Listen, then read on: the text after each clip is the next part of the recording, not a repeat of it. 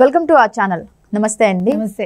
మాజీ సీఎం జగన్మోహన్ రెడ్డి అంటే ఇప్పుడు సాధారణ పులివెందుల ఎమ్మెల్యే నిన్న సడన్గా బెంగళూరు వెళ్ళి శివకుమార్ గారితో భేటీ అయ్యారు. దాని వెనుక రహస్యం ఏంటంటారు? అంటే ఇప్పుడు అంత సడన్గా వెళ్ళి ఆయనతో భేటీ అవ్వాల్సిన అవసరం ఏముంది? అంటే దేని గురించి చర్చించడానికి వెళ్ళారని మీ అభిప్రాయం? చెక్ పెట్టడానికి. ఎవరికి? షర్మిలకి. ఓకే. అంటే రాజకీయాలు ఎలా మారుతాయి అనేదానికి ఆయన శివకుమార్ గారిని కలవడం ఒక సంకేతం అన్నమాట. ఓకే. దీన్ని ఎలా తీసుకోవాలంటే అండి, ఇప్పుడు ఆయన ఎక్కడుంటారు అనేది ఒక ప్రశ్న. మనం ఎలక్షన్స్ ముందు మాట్లాడుకున్నాం, తర్వాత మాట్లాడుకున్నాం. తాడేపల్లిలో ఉండగలరా? కష్టం. ఎందుకంటే పక్కనే చంద్రబాబు నాయుడు గారు ముఖ్యమంత్రి, లోకేష్ ఓ పక్క, ఇంకో పక్క ఆయనకు అత్యంత సన్నిహితుడు పవన్ కళ్యాణ్. భరించలేని విషయాలు ఇవన్నీ. సో పోనీ ఇక్కడికి వస్తారా?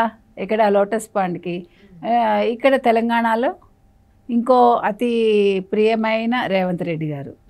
సో ఎట్లా ఏం చేయాలి? పులివెందులు వెళ్ళారా? అక్కడ ఎదురొచ్చింది, కార్యకర్తలే రాళ్ళు విసిరారు ఇంటి మీద.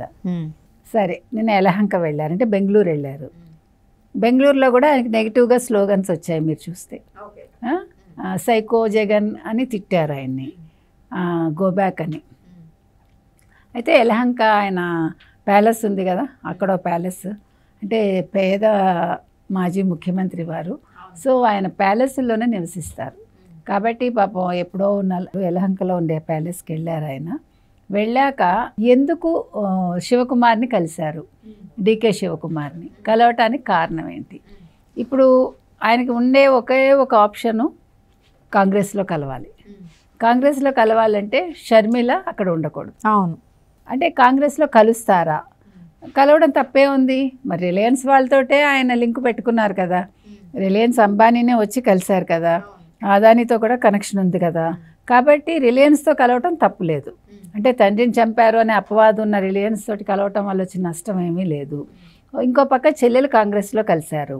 సో ఇప్పుడు చెల్లెల్ని బయటికి పంపిస్తే, చెల్లెల్ని రాజకీయంగా సమాధి చేస్తే, అంటే ఇప్పుడు చెల్లెల వల్ల ఓడిపోయానని కదా వీళ్ళకి. అవును. ఆ రోజు ఏ చెల్లెలు, ఏ అమ్మగారి వల్ల, ఏ బాబాయ్ హత్య వల్ల ముఖ్యమంత్రి అయ్యారు, ఈరోజు అదే షర్మిల గారు, అదే విజయమ్మ గారు, ఇంకో పక్క సునీతమ్మ గారు, అంటే బాబాయ్ హత్య తర్వాత బయటకు వచ్చిన ఇంకో చెల్లెలు సునీత, వీళ్ళ వల్ల ఓడిపోయాను అని ఆయన ఉద్దేశం. కాబట్టి ఇప్పుడు ఎలా చెక్ పెట్టాలి? విజయమ్మ ఎలాగా ఇంట్లో ఉంది, ఇంట్లో ఏం జరిగిందో మనకు తెలియదు. కాబట్టి ఆవిడ రాజకీయంగా ఇప్పుడు మాట్లాడే స్థితిలో ఉన్నారో లేదో మనకు తెలియదు. ఇక షర్మిల ఇప్పుడు కాంగ్రెస్లోంచి బయటకు వచ్చేస్తే, అంటే పంపించేస్తే పూర్తిగా సమాధి అవుతుంది. ఇంకో పక్క మీరు చూస్తే 2 రోజులుగా షర్మిల మీద పార్టీలోనే, అంటే కాంగ్రెస్ పార్టీలోనే అంతర్గతంగా ఆవిడ మీద ఒక వ్యతిరేకత వచ్చింది.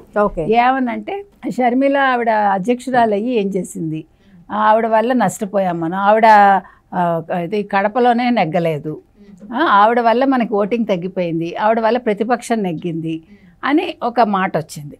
కాబట్టి ఇప్పుడు ఆ నింద కూడా ఆవిడకుంది.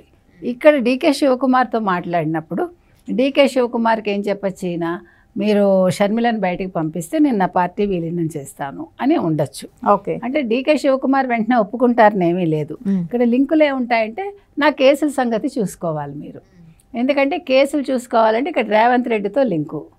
సో రేవంత్ రెడ్డికి మీరు చెప్పండి, రేవంత్ రెడ్డికి డైరెక్టర్ డీకే శివకుమార్ చెప్పగలరా? చెప్పలేకపోవచ్చు. అప్పుడు ఏమవుతుంది, ఈ కేసు సోనియా గాంధీకి వెళ్తుంది. సోనియా గాంధీ, రాహుల్ గాంధీ, ప్రియాంక గాంధీ, 3 గాంధీలు కలిసి ఇక్కడ రేవంత్ రెడ్డికి చెప్పే అవకాశం ఉంది. అప్పుడు వారం వారం ఆయన ఇక్కడ కేసులు అటెండ్ అవ్వక్కర్లేదు.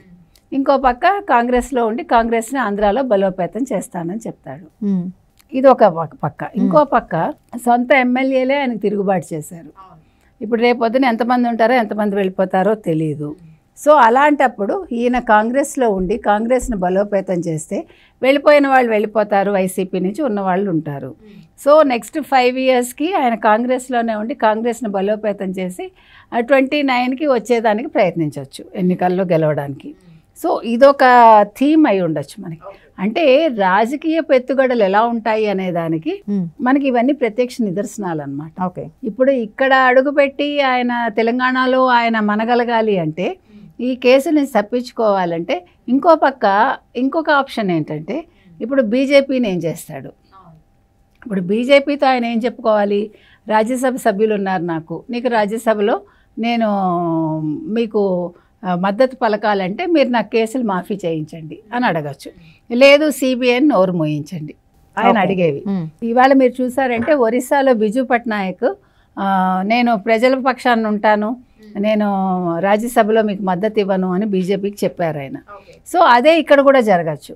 అంటే ఈయన రాజ్యసభ దగ్గర ఈయనకి ఎంపీలు ఉన్నారు కాబట్టి రాజ్యసభలోనే మీకు బీజేపీకి సమస్య, లోక్సభ గట్టెక్కుతారు, రాజ్యసభలో ఏదైనా బిల్లు పాస్ అవ్వాలంటే ఇంతమంది మద్దతు ఉండాలి. కాబట్టి అక్కడ బీజేపీని ఆ రకంగా బెదిరించవచ్చు.